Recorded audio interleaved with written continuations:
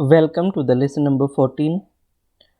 आज के इस लेसन में हम बात करेंगे about relative cell reference and absolute cell reference के बारे में, और उसके बाद में हम फॉर्मेटिंग के बारे में बात करेंगे। तो यहाँ पर सबसे पहले हम बात करेंगे रिलेटिव सेल रेफरेंस और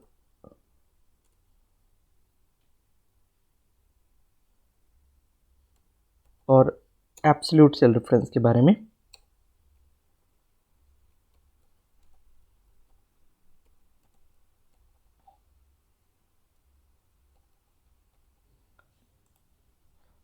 इसके अलावा हम बात करेंगे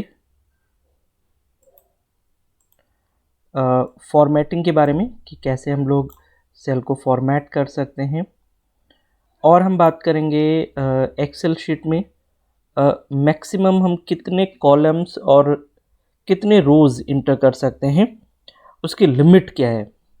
ठीक है, तो यहाँ पर जो हमारा कैल्क स्प्रेडशीट है, कैल्क स्प्रेडशीट की हम बात कर रहे हैं यहाँ पर, उसके अंदर सबसे पहला जो हम चीज़ देखेंगे वो देखेंगे रिलेटिव सेल रेफरेंस और एब्सोल्यूट सेल रेफरेंस क्या होता है, और इसके अलावा हम फॉर्मेट की बात करेंगे, सेल फॉर्मेटिंग की बात करेंगे। ठीक है, तो आइए इसको करके देखते हैं। तो मैं यहाँ पर लिब्रे ऑफिस ओपन कर लेता हूँ। यहाँ पर मैं कैल्क स्प्रेडशीट ओपन कर लेता हूँ, और कल मैंने आपको बताया था कि बाय डिफ़ॉल्ट हमारी ये विंडो ओपन हो जाती है। हम इन सभी को कैसे एड्रेस करते हैं वो कल हम लोगों ने देखा था। आज हम बात करेंगे कि जैसे ये हमारे क्या है, सेल है। ठीक है, अगर मैं देखूं तो अभी हम किस सेल पर हैं, अभी हम हैं E6 पर। ठीक है, मतलब जो कॉलम है और रो है उससे हम डिनोट करते हैं।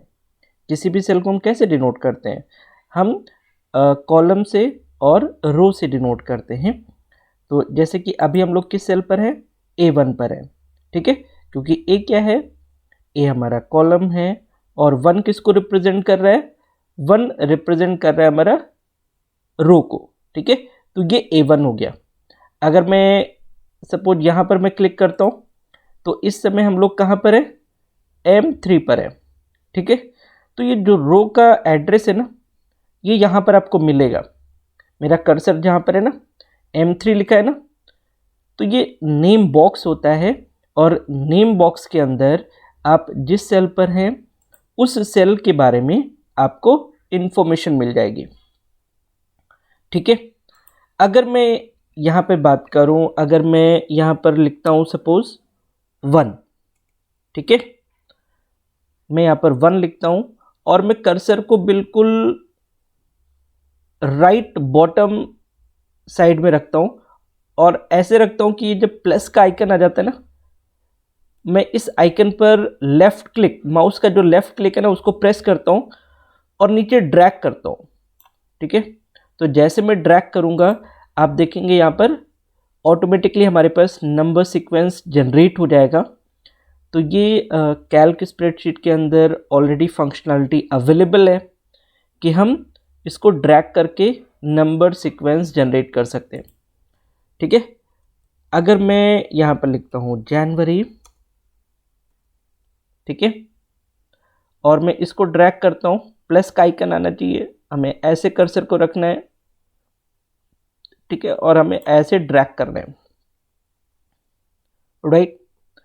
तो आप देखेंगे यहाँ पर सारे मंथ्स आ जाएंगे, जनवरी, फरवरी, मार्च। ठीक है, यहाँ पर दिसंबर कंप्लीट हो गया, दिसंबर के बाद में फिर से जनवरी स्टार्ट हो जाएगा, राइट। तो इसकी ऑलरेडी फंक्शनलिटी, इसकी ऑलरेडी प्रोग्रामिंग हो रखी है, हम इसको यूज़ कर सकते हैं। तो सिमिलरली अगर मैं यहाँ पर संडे लिखता हूँ तो यहाँ पर संडे के आगे जो डेज होते हैं वो यहाँ पर आपको दिख जाएंगे। ठीक है, संडे से लेकर के सैटरडे, और फिर सैटरडे के बाद में फिर संडे से स्टार्ट हो जाएगा। ठीक है, अगर हमें यहाँ पर ऑटो फिल करना है, ठीक है। मैं चाहता हूँ कि सारा 111 ही आना चाहिए, तो हम क्या कर सकते हैं, हम दो नंबर्स ले सकते हैं और उनको एक साथ अगर ड्रैग करते हैं ना तो ये 111 ही आपको देगा। इसी तरीके से देख लेते हैं, अगर मैं यहाँ पर ए रखता हूँ और इसको ड्रैग करता हूँ तो क्या आता है, यहाँ पर इसने ए को ही कॉपी पेस्ट किया है, मतलब ऑटो फिल हम लोग कर सकते हैं। यहाँ पर ए को अगर मैं यहाँ पर ए लिखता हूँ और यहाँ पर बी लिखता हूँ तो देखते हैं क्या आता है। मैं यहाँ पर कर्सर को रखूँगा तो आप देखेंगे यहाँ पर ए बी आता चला जाएगा, मतलब हम कैरेक्टर्स के केस में सीक्वेंस जनरेट नहीं कर सकते, राइट। और नंबर्स के केस में हम सीक्वेंस जनरेट कर सकते हैं। हम सीक्वेंस यहाँ पर जैसे कि मैं सपोज 1 लिखता हूँ, 2 लिखता हूँ, इस केस में देखते हैं क्या आता है।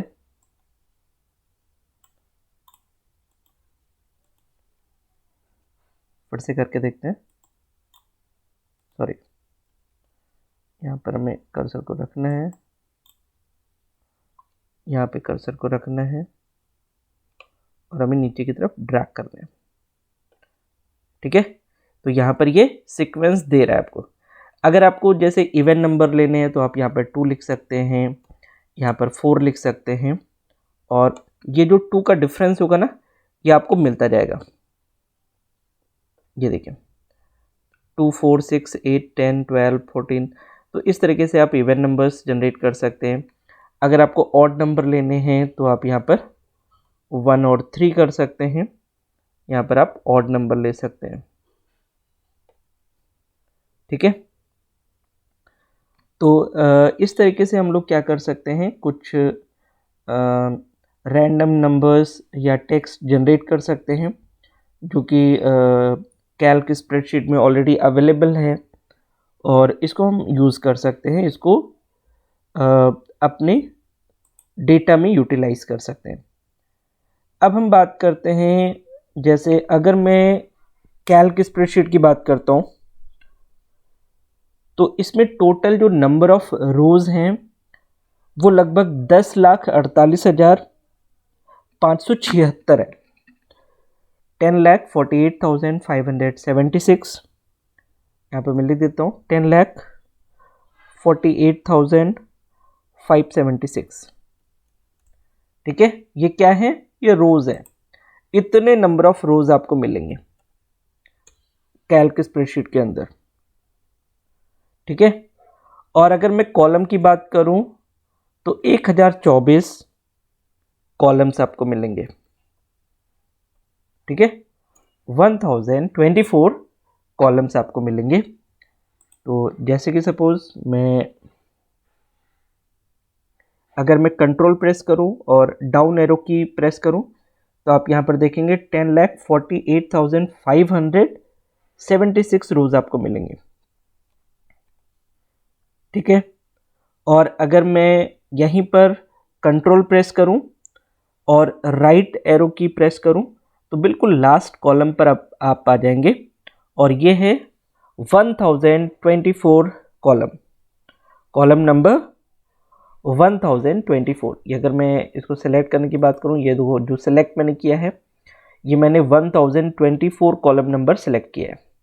और इस रो की अगर मैं बात करूं तो बिल्कुल लास्ट रो है हमारा और इस रो का जो नंबर है ये है 10,48,576, 10,48,576, ठीक है। तो मैक्सिमम हम इतने रोज और कॉलम यहाँ पर इंसर्ट कर सकते हैं, ठीक है। अब मैं आ जाता हूँ होम पे, आप कंट्रोल प्रेस करिए और होम की प्रेस कर दीजिए, आप अपने फर्स्ट सेल पर आ जाएंगे, ठीक है। तो हमें ये चीज़ पता होनी चाहिए क्योंकि एग्ज़ाम्स में ये चीज़ें पूछी जाती हैं कि कितने नंबर ऑफ़ रोज़ और कितने नंबर ऑफ़ कॉलम्स हम लोग कैल्क स्प्रेडशीट में यूज़ करते हैं, ठीक है। तो 10,48,576 आपके रोज़ होते हैं एंड 1024 आपके कॉलम्स होते हैं। अब मैं अगर बात करता हूँ यहाँ पर रिलेटिव सेल रेफरेंस और एब्सोल्यूट सेल रेफरेंस की, ठीक है। तो जैसे कि फॉर एग्जांपल अगर हमारे पास यहाँ पर कुछ नंबर्स हैं, मैं यहाँ पर ले लेता हूँ 1 2 3 4, ठीक है। और मैं यहाँ पर अगर इसका सम निकालता हूँ, चलिए मैं वर्टिकल ले लेता हूँ।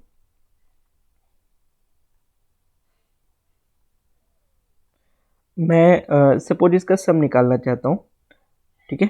तो हमें क्या करना पड़ेगा, हमें यहाँ पर सबसे पहले इक्वल टू साइन लगाना है, ठीक है। और फिर हमें क्या करना है, हमें लेना है d1 plus d2 plus d3 plus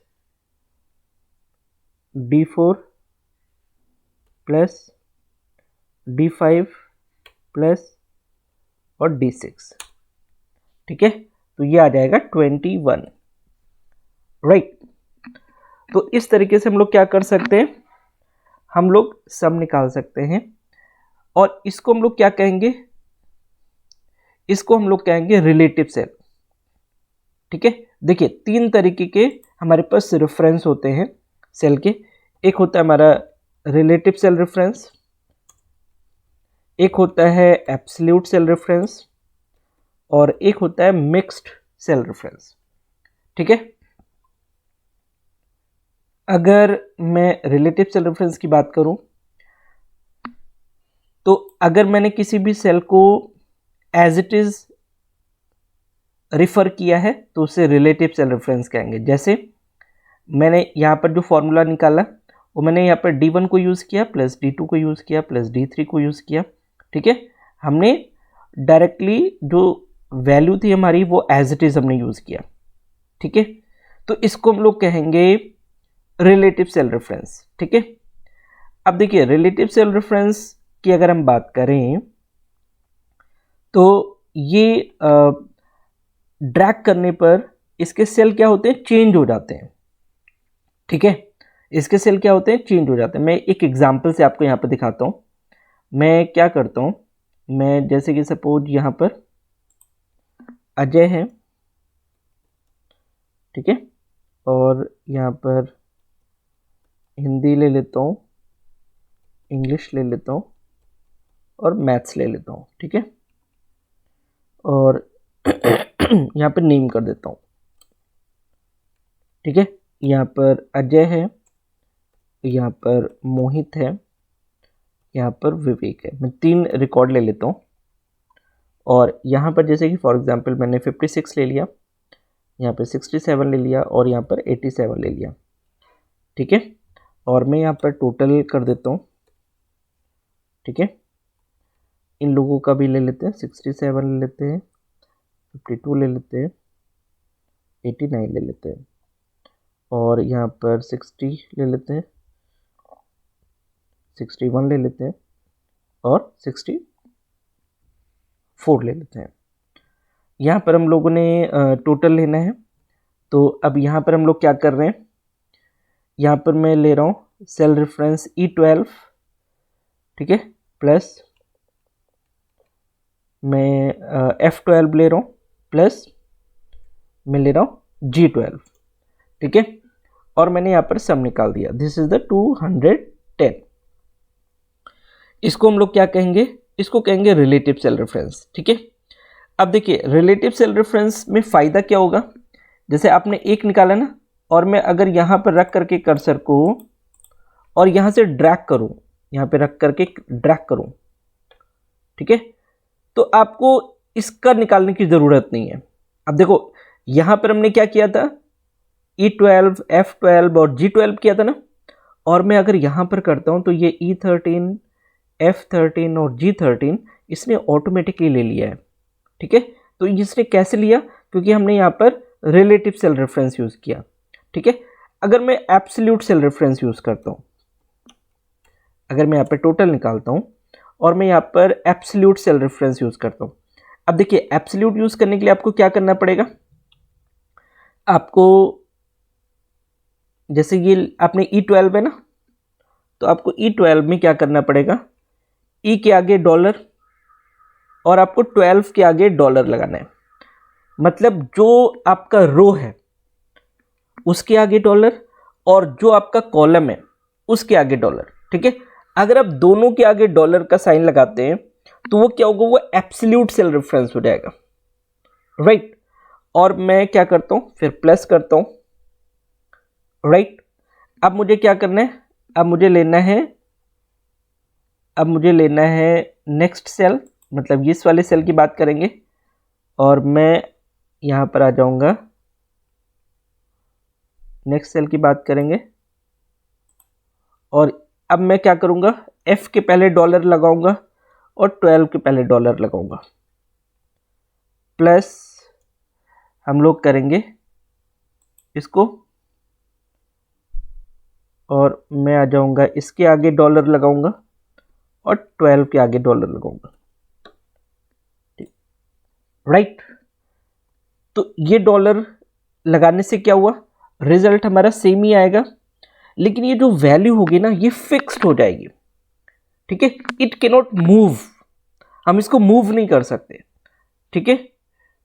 अगर हम चाहें तो अब ये वैल्यू एज इट इज आ गई, देखो यहां पे एज इट इज कॉपी हो गई, मतलब इसने सेल को चेंज नहीं किया, अब ये फिक्स्ड हो गई वैल्यू। अगर आप ड्रैग भी करोगे ना तो देखो वही चीज सेम मिल रही है आपको, वही सेम चीज आपको मिल रही है, मतलब it is not going to be changed, ठीक है। तो एब्सोल्यूट सेल रेफरेंस क्या होता है, कभी भी चेंज नहीं होता है। जैसे कि सपोज मैं अगर इसको यहां से कॉपी करूं ना, मैंने कंट्रोल C किया है और मैं यहां पर पेस्ट करूं ना, तो ये एज इट इज पेस्ट हो जाएगा 210। लेकिन अगर मैं इस 210 को यहां से कॉपी करूं, ठीक है, और पेस्ट करूं, ठीक है, तो ये क्या हो रहा है, ये उस सेल रेफरेंस को लेकर के पेस्ट हो रहा है, ठीक है। यहां पर देखो, यहां पर ये डॉलर की वैल्यू जो है वो एज इट इज यहां पर फिक्स्ड है, एब्सोल्यूट है, और यहां पर ये इस रिलेटिव सेल रेफरेंस के अकॉर्डिंग आ गया, ठीक है, जो कि गलत है।